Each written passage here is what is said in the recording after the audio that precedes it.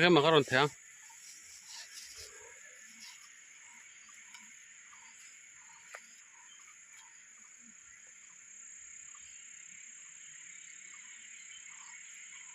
dulin kayak dulu mah sangat co chạm mấy cái này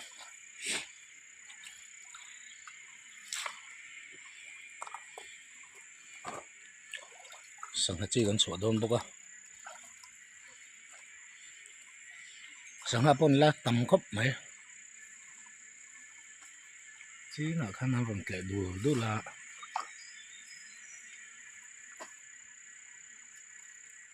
đây tụi ba con nó bồ mày em cái cắn chút xíu nào sáng nay ăn sổ đón chị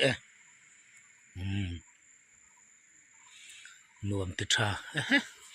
bông hoa rất mấy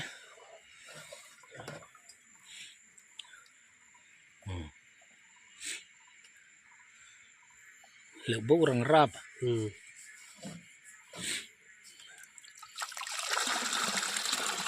bình tĩnh này rồi chỗ giúp mấy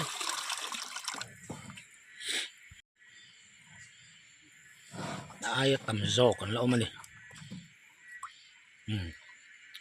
còn suốt đâu lấy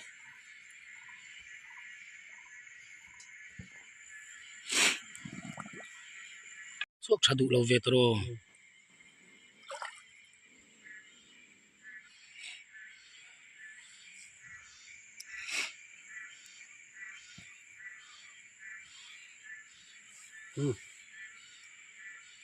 túi này là anh tỏ thông rồi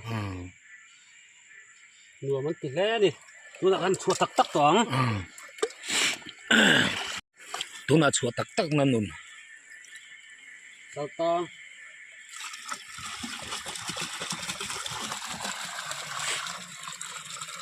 sang nấu sáng hỉ vềตัวnày hình ăn chúa này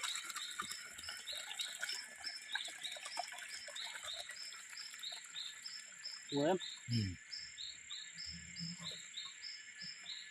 của em phù lông khóc mấy